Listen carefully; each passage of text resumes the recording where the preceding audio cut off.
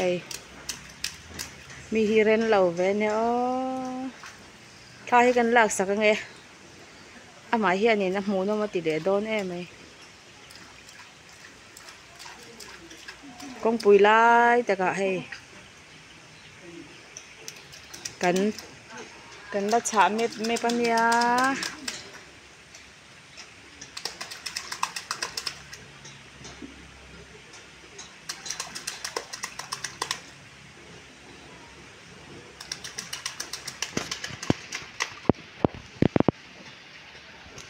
xóa anh nuông mà mi